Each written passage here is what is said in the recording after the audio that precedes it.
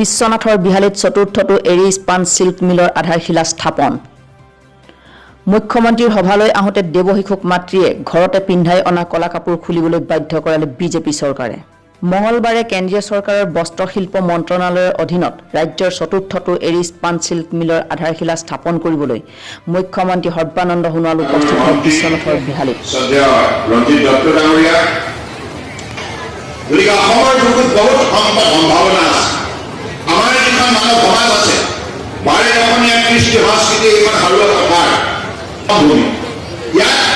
বিভিন্ন জাতি জনগোষ্ঠীৰ মাজত বহু ব্যক্ততা যোগ্যতা লুকাই আছে, প্ৰতিভা লুকাই আছে। এই সকলোবিলাক আগন্তুক দিনত পোহৰলৈ আনিব লগা হ'লে বিজ্ঞানৰ আধুনিক ধ্যান ধাৰণাৰে প্ৰযুক্তিবিদ্যাৰ সহায়ত ইয়াৰ শক্তি বৃদ্ধি কৰিব লগা হ'লে আমি নিশ্চিতভাৱে পদ্ধতিগতভাৱে শৃংখলাবদ্ধভাৱে আমি আঁচনি প্ৰস্তুত কৰি এনেধৰণৰ দক্ষতা সম্পন্ন লোকক আমি উপযুক্ত।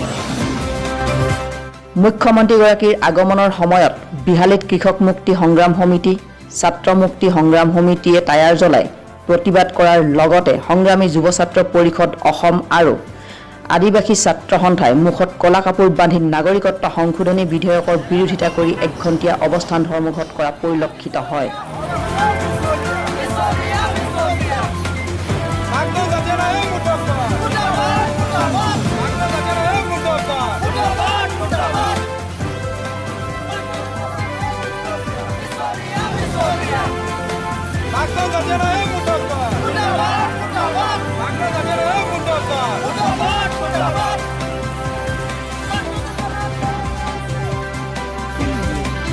উল্লেখ্য যে মুখ্যমন্ত্ৰীৰ ভয় ৰক্ষা কৰিবলৈ বিজেপি চৰকাৰখনে দেৱশিশুৰ কাপোৰ খুলি কৰা অমানৱীয় কাণ্ডক তীব্ৰ ভাষাৰে গৰিহণা দিছে বিহালীৰ বিভিন্ন দল সংগঠনে। বিশ্বনাথৰ পৰা Hemen Barman, Assam news any time.